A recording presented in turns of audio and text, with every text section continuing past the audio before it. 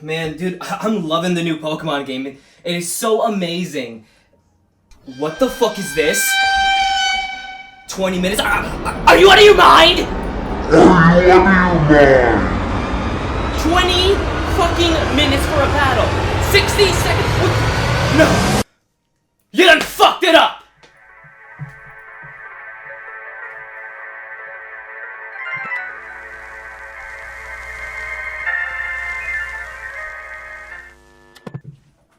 Alright, all jokes aside, Pokemon has had a couple of rough years with Sun and Moon and the Ultra Series following a year later.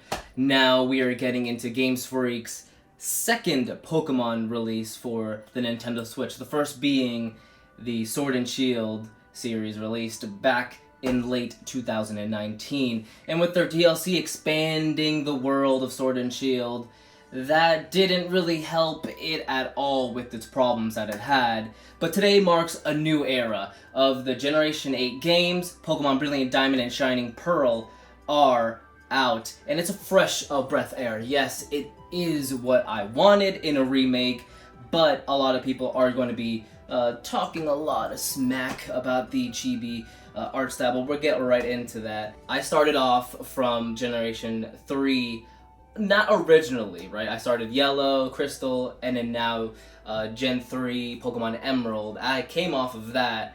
I got my DS Lite and Pokemon Diamond, and since then it has been history. I became a competitive battler, I became a breeder, I became a shiny hunter because of these games.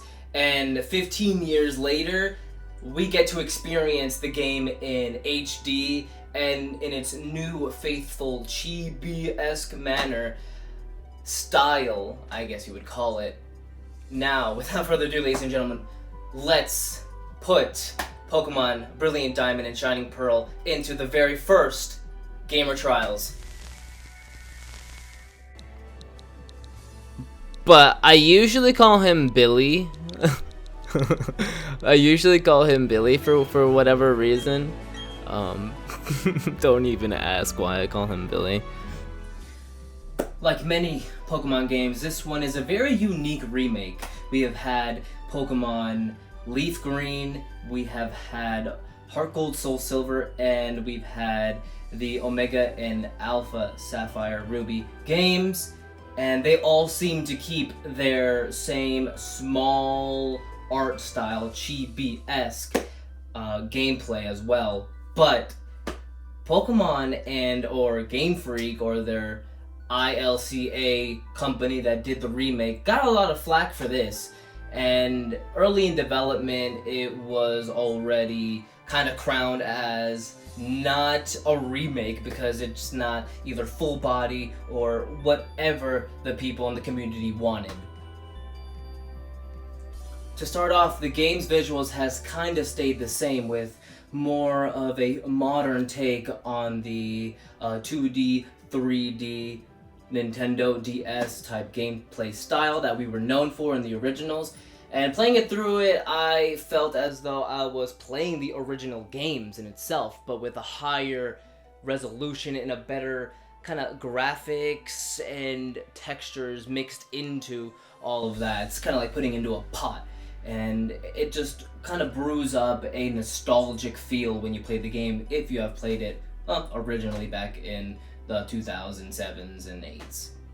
And, you know, that's not to say that's not a good thing or a bad thing. The whole point of a remaster is to kind of capture all that nostalgia from the old games. Alright, with that said, let's start off with our journey. Now, we are met with our good friend Billy. I like to call our rivals, in this game anyways, Billy, because it's just an inside joke from our Platinum playthrough that we did a couple of months ago, but we get to actually name our rivals in this game, unlike in Pokemon Sword and Shield, where it's just Hop and then other people, right? But with his legs of steel, he is Billy, and he will always stay Billy. And the story kind of follows with the faithful Generation 4 types of Pokemon Diamond and Pearl story. You kind of go through your adventure filling up the Pokedex for Professor Rowan because he kind of failed to do all his research outside of the Sinnoh region. We get to see our good friend Oak later on in the game, But as we go through the journey, we first have to collect all 8 badges, and then we kind of get sidetracked with the Team Galactic, as they call themselves. They're good-for-nothing rascals that get into your way 70% of the time when you're trying to go through city to city, trying to get all the badges as fast as you can. But it seems like they are after a new world, like always, and the team commander, Cyrus, is wanting to control that world in itself. And he kind of talks about him being all emotionless and not really caring for anything, so that's why you kind of see him all serious like this. And obviously, we're the hero, so we have to stop it at all costs. Like, not to mention, you know, we've saved the world a couple times in Pokemon games. Why not save it again? Now, Cyrus, he's the brains of the whole operation. In the middle of the story, you battle countless grunts and just really annoying commanders, like, out of nowhere. Like always, you know, these guys are a nuisance. They don't stop. They just completely, actually don't care about your life, you know. They just are in the way.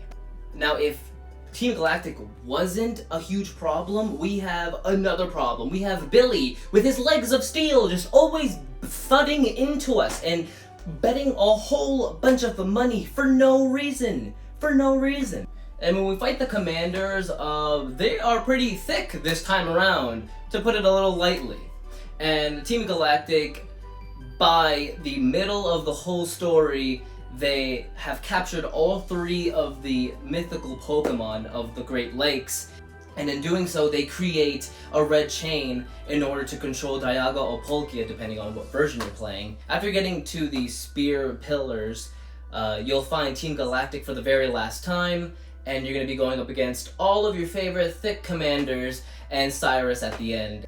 After mercilessly beating all of them, right, you get the ability to capture your legendary Pokemon, whether it be Dialga or Palkia. After you capture them, it is time to get your 8th and final badge, and this is where the story starts to kind of like go down just a little bit. It kind of detours you away from, you know, battling in a sense, because now you have to fight Volkner and get your 8th badge to go up to Victory Road, and that's when you start blazing through those caves just to get all the way up to the Pokemon League. And let me say right now, all 4 of the Elite Fours are fucking hard. They are so difficult this time around.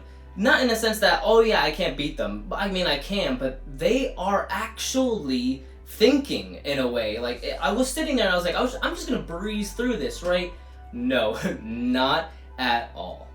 But once you completely finish off the Elite Four, you're gonna be going up against the champion Cynthia. Now, we've run into Cynthia a couple times within the story, but just for a summary's sakes, she didn't really make the cut, right? But she is the top trainer in the Sinnoh region, and oh my god, who programmed her, bro? Who programmed her? Who programmed her? Because at some point when I was playing, she stalled one of my Pokemon. Like, she literally stalled one of my Pokemon with a Milotic. For some reason, her Milotic has a Marvel Scale and like the Fire Orb. So now her defense is just as her special defense, or probably equal to or more than her special defense. So you can't even hurt her or like one hit her because she has Recover. I also forgot to mention that most of the Elite Fours, like Cynthia, have held items, right? So this makes it 10 times harder for us. Now, after maybe trying to beat Cynthia 3 times, I finally got down to playing her own game, stalling some of her like thicker Pokemon out and getting the win. And that's not to say that the rest of the Elite Four are highly qualified to kick your ass, because Cynthia did me dirty 3 or 4 times, depending on what you call a try or not. So after becoming the champion and defeating Cynthia, you kind of get the option to go out and fight more Pokemon trainers to fill up your Pokédex, and get the National Dex from Professor Oak. And that is pretty much the story. So, nothing different. Now let's get into the stuff from the gameplay side of the review. I did end up playing a 1.0 version of Pokemon, and a couple of days later, and then more days, we've got, updates, and let's just say that from version 1.0 to the current, there were some changes that I want to go over that are kind of important because it is a drastic change for either, content creators or for players in general. One of them being that they had the HUD and HP, I guess when you get a critical hit and it drains down quickly, that has now been changed to a more kind of like pacey, slower drain than before. Now, if I do have gameplay on it, I'll put it up over here or whatever, but now I want to get into something that is kind of interesting to me because that can be used for a lot of things. The fast HP drain and the 1.0 version of cartridges that are going to be rolling out very soon are very good for the speedrunning community, I would like to mention. So don't update your carts if you're speedrunning this game. It is still Generation 4, so you can speedrun it at a higher, resolution or whatever you want to call it. Alright, so now one issue that really came up for me that was disheartening. This is where I became a shiny hunter, Generation 4. And I know a lot of hunters out there like to use this. It's the Poke Radar. Unfortunately, it has been nerfed to fucking shit. It has literally been mangled. It has literally been taken by the bum and just ripped out all of its organs. It now has a 5% chance of a successful 40 chain. What is that? Who did that? Who fucking did that? Who thought it was a good idea to do this? It is literally the most annoying thing I had ever seen in my life. It's completely useless now. It is not even fun to use. I literally used it for 2 seconds and it's stupid. I ran into two Machops.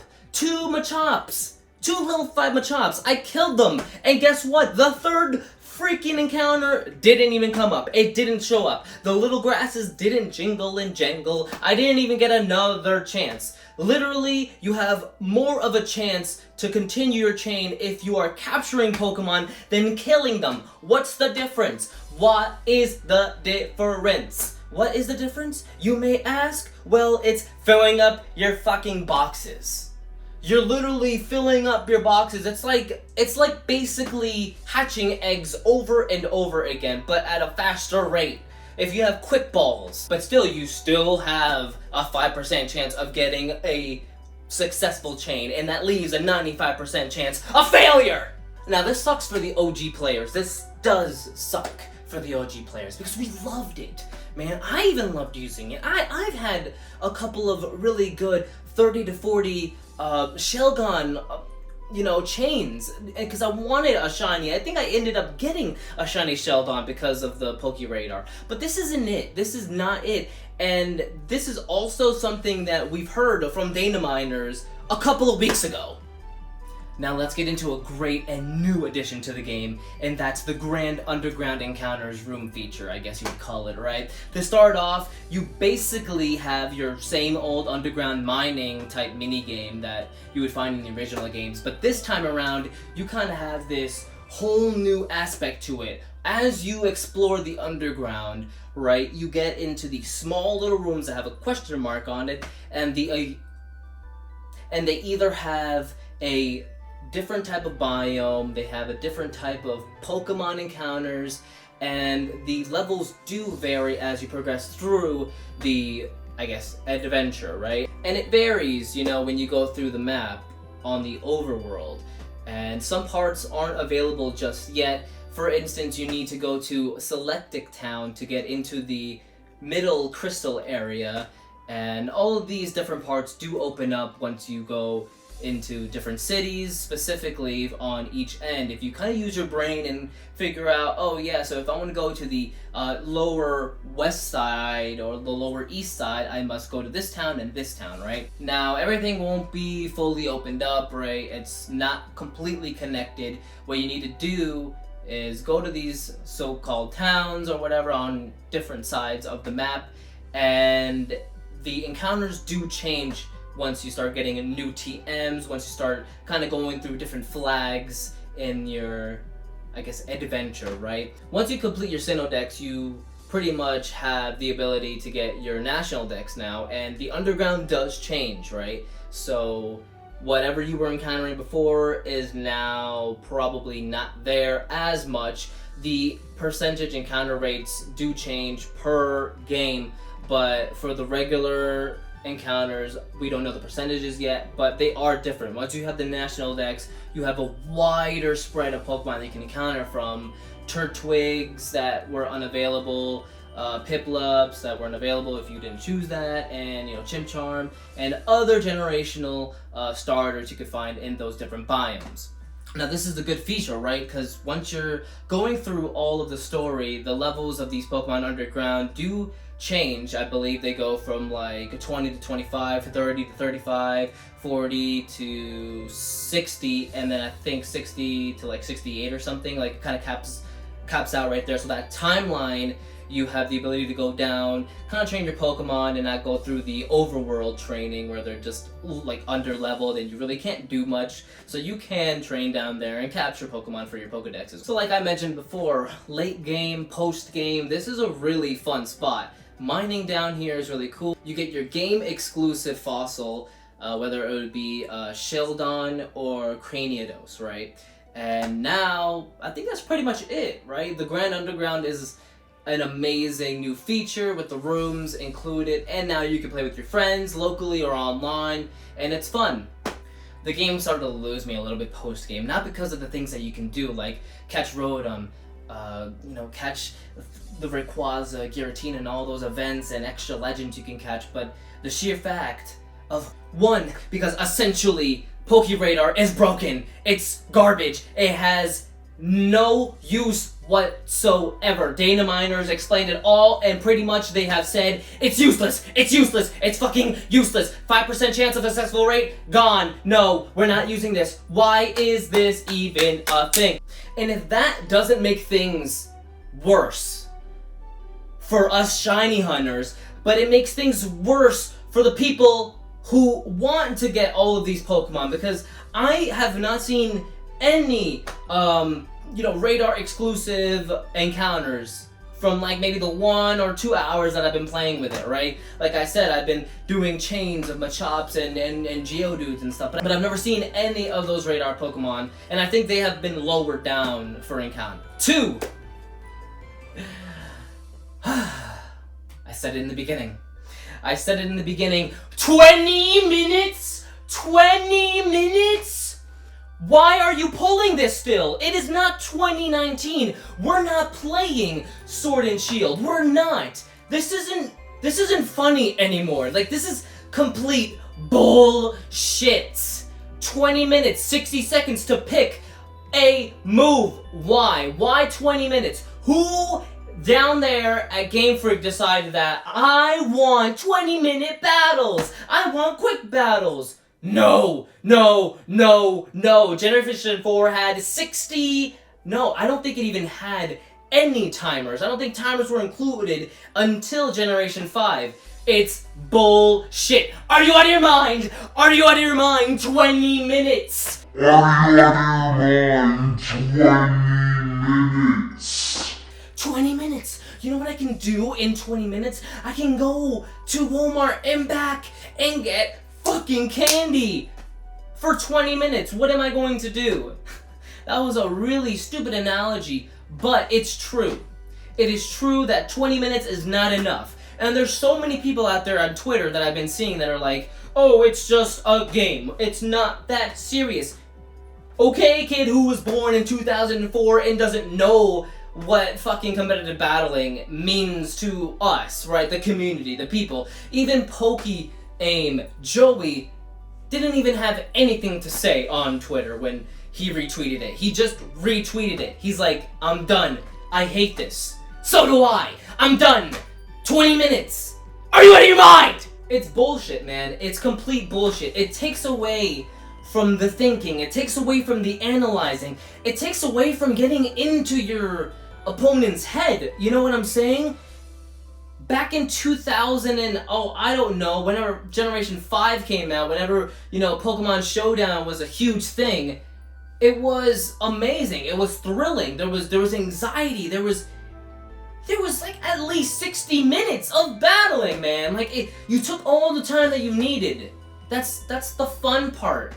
And I don't know why they would do this. It just seems like they don't care. It seems like they just want to throw this into the game. They didn't even consider the fact that Pokemon Diamond and Pearl didn't have any timers at all.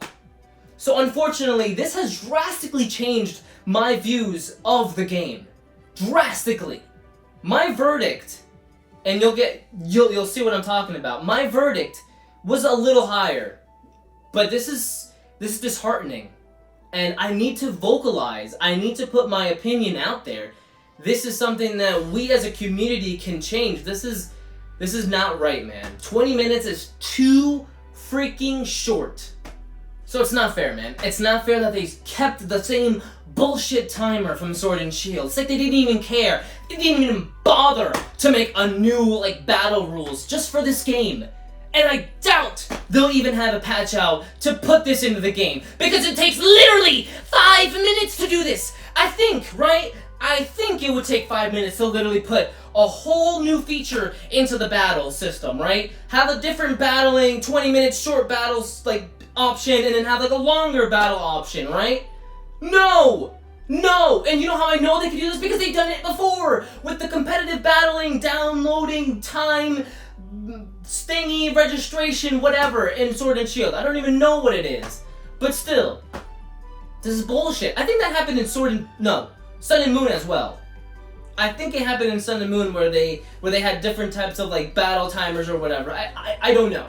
Now, let's get into the National Dex. 493 Pokemon. That's the National Dex. That's the original National Dex, right? From Generation 4. I get it, right? They want to stay faithful. Or did they half-ass it again?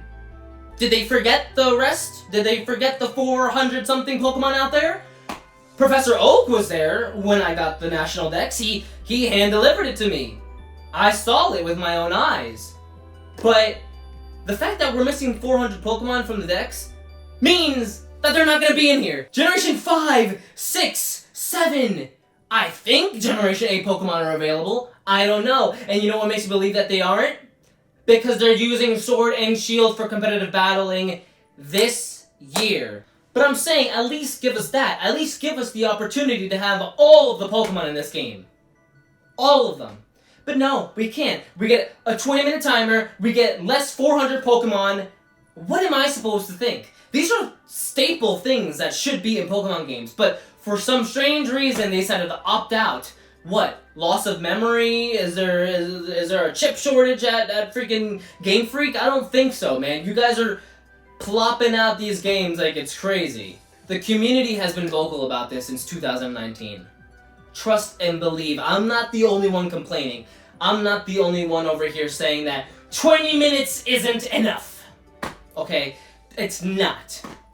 This was a huge deal breaker for me, man. This was. The timer, and I mean, kind of the National Dex. National Dex is a little underwhelming, right? But the timer, it ruined competitive battling for me. I didn't like it. I did not like it in 2019, and I don't like it now in 2021 when a whole other game was created. I hope they take this into consideration. I hope my angry rant right now can be heard, but I doubt it. I don't see a lot of people complaining like this. Not at all. Not at all. But I do see it in written form, not in a huge vocalized YouTube video like this. So trust and believe that when PokeTubers like Shofu and Joey Pokeaim don't like the new timer. They don't like the new timer. Me too. I don't like the new timer. I've hated it forever now. I hated it in Sword and Shield. I hate it now. Now, I want to touch base on, I guess, something that's not really negative, but something that, really shouldn't be in the game, right? And that's the experience share. Your whole team shares your experience. The whole team. Why? Why did you add this in the game? So little Timmies and little Lilies can have their Pokemon equal? No, dude, that's not how it went down back in the day. Back in the day, it was have the Pokemon you want to train out front and just grind out until you reach the level that you want to be. So back in my day, we would do the Kerp switch, man. Put Magikarp out front, switch him out for somebody that can, do the grunt work for him, and do that over and over and over again until he's level 20. Or, if, you were fortunate enough as a kid to get an action replay, just give it rare candies, man. But, that's cheating, right? But the experience, man. The experience of giving your Pokemon experience was really fun back in the day. And I feel like that makes it just a tiny bit negative in my part for, the experience of playing in the Sinnoh region. But as a result, this game is not bad. It's not a bad remake, trust me. It is a good one. It is so good that I was gonna give it a higher score. But when Nintendo and Game Freak or whoever remade it, whatever studio it was, changes things and hinders the player experience of the original games, that makes me feel just a little bit unimportant as an original Pokemon Diamond and Pearl player, right? And we've been complaining since 2019. That's 2 years now. 2 fucking years, dude. 2 years we've been asking for a lot of changes that are minor, right? In Sword and Shield for the competitive battlers out there, right? That's not to say that the game wasn't bad. Sword and Shield was okay, right? I don't even know what I gave it. I think I gave it like an 8 out of 10 or something because it was a new take. And this remake kind of brings all of that into the Generation 4 we know and love today. But we want longer battles, man. We want a working Poke Radar, dude. 5% is literally a sliver of a chance of you getting a successful 40 chain. That's not fun at all. That's not cool. Players who haven't played the original are gonna think, wow, this thing is useless. How do you want people to think on the product that you sent out when a feature isn't working correctly or even working at all to them? But I am thankful for all that this game brought to us. It gave us all but 2 unshiny locked Pokemon. That's crazy. That has never been seen before, I don't think. Now, I played the game roughly 50 to 70 hours to and from both of the games, and it was a great game to review first. I poured so much love and attention to detail into this game. I analyzed it thick and thin. This review had its ups and downs, right? But I'm glad that you guys can see that I can also get mad and hyped for these things, man. As I said before, shiny hunting is an amazing feature in this game.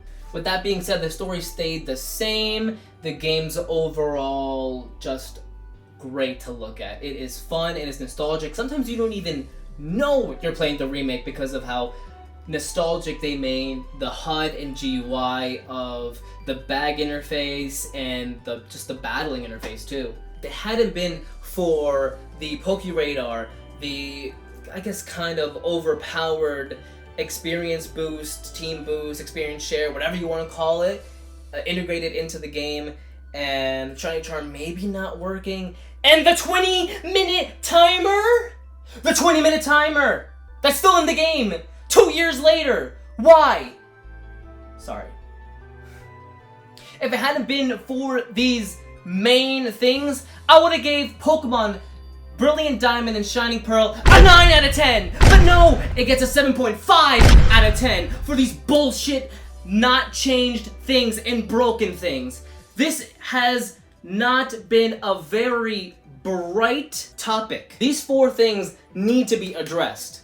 Like, immediately. I don't know if they're gonna change these things or not, so that's why it's so low. It is so low right now that it scares me to even give it such a low score. That's a low score for me. I give things 9s and 10s like up the wazoo. This is not me at all. This is the rage talking. So if you want to go and buy the game because it's a 9 out of 10, regardless of these weird changes that you don't care about, go ahead. That 9 out of 10 is well deserved if it didn't have these problems. But that 7.5 out of 10 is what it did deserve. So ladies and gentlemen, I don't want to discourage anybody from buying this game. It is beautiful. It is brilliant. It is a really good remake. It has so much faithfulness to it. I barely even noticed that it was a remake because of how beautiful it looked and how everything from the original game kind of lined up. You know, it's like the Dark Side of the Moon and the Wizard of Oz lining up. You know, like it's so good. It's a good remake. I gotta give it to the